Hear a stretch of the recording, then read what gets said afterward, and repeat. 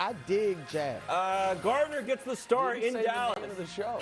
Just talk about jazz. It's first things first. Can he lead the Eagles? Oh yeah, first things first. Can he lead the Eagles to an upset? Meanwhile, Brady and the Bucks under 500 head to Arizona. Why someone here thinks the Bucks are a very dangerous team. And finally, it's Thursday, which means it's time for the Bud List. A little bit of motivation, a little bit of inspiration alongside Nick Wright. I'm Kevin Wilds, Chris Broussard, any surprises on the Bud List, a.k.a. is Baker and Russ finally not on it?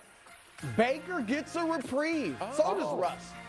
Russ is all about next year for Who declared all that? about next year. Why does it get to be about next year? Well, it is. We're still in this year. They're out of it. Next year, he'll be back. We're starting the show in Brooklyn.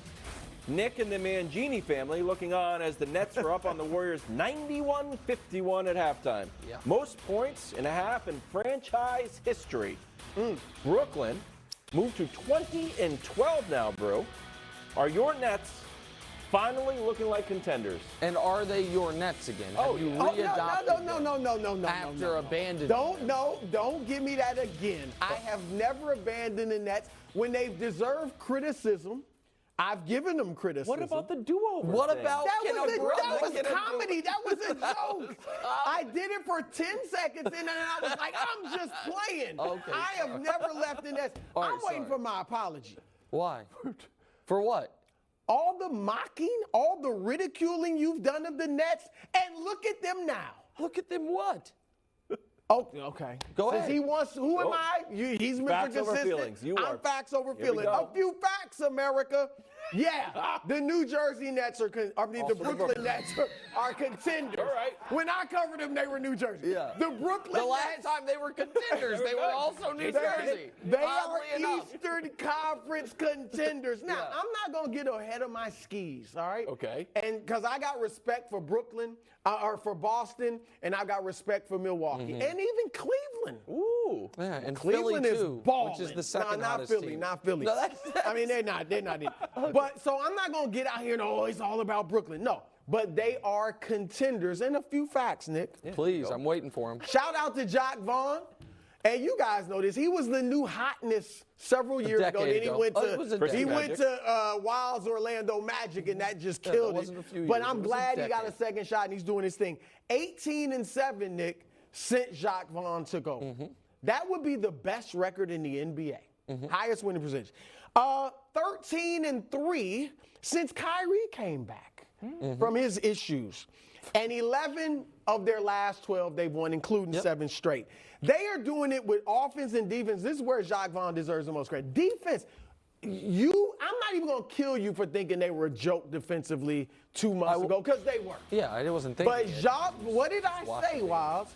I said a coach that emphasizes defense. True. If your team has the strength, the quickness, the athleticism, which they do, you can be a good defensive team if he emphasizes. And they are 7th in the league defensively overall. That's including the horrendous start under Steve Nash.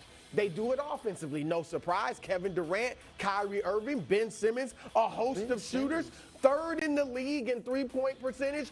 1st in the league in overall field goal percentage. So, yes, now I'm going to say this, though, because it's not all roses.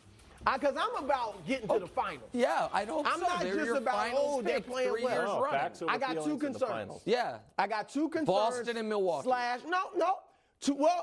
Two concerns / things they need to work on. Boston, absolutely. Will the Nets be tough enough? And I'm serious. Are they tough enough to play with Boston? No. Oh, they got to work on it. Yeah. Because they are a pretty finesse team, all that, right? Correct. They got to be tough don't enough because handle Boston's going to adversity try to beat well. them And what's up. the other Now, concern? Boston might not be that, though. Boston's a little pretty, too, now, as a Joe Mazzulla. What's the other All about concern? The other concern is defensive rebounding. Now, I know I'm getting into X's and O's. No, right? that's fine. That's pretty basic. Defensive rebounding, they're worst in the league. Yeah, that's important. like a You don't have to problem. be great offensive rebounding, but defensive rebound, you got to do it. I'd like to see them add a big body. Maybe bring back an Andre Drummond. I don't know. Maybe Chicago give up before the deadline. Yeah, It because doesn't they're have not to going to be able to do anything Just a big significant body. because they don't have draft picks. They don't need anything Right. No, significant. you're talking They about like a just need buyout basic player. That's body. fine. That's big fine. body. Okay, That's they have it. a round 2 ceiling. Oh, stop. Brew, with all your chest out, bass in your voice, this is why the Nets are great. Yeah, you still started and ended with. There's 2 teams I'm a little worried about. And how many teams? I'm just curious. How many teams make it out of round 2 in each conference? 2. So in order to make the conference finals, they would have to beat Boston or Milwaukee, and they're not capable of it. Not capable? Not capable of it. And I'm here to tell you, as I have for the last 3 years with this team, and it is the same team, that they are not good enough. They are not consistent enough. Not like they are not tough enough on the defensive end, despite what they have shown the last month over the course of long, hard playoff series to deal with the inevitable adversity and respond. This team has been the worst in the league at dealing with adversity, and that at some point is coming. They are a team that looks great when things are rolling. But I would put the Eastern Conference playoff picture into 3 buckets. There's bucket 1, Boston and Milwaukee, the cream of the crop. There is bucket 2, where Brooklyn is, with Philly and Cleveland. And there is no argument to be made that Brooklyn has distinguished themselves from either of those 2 other teams, Cleveland and Philly. How about this? And then, Kevin Durant.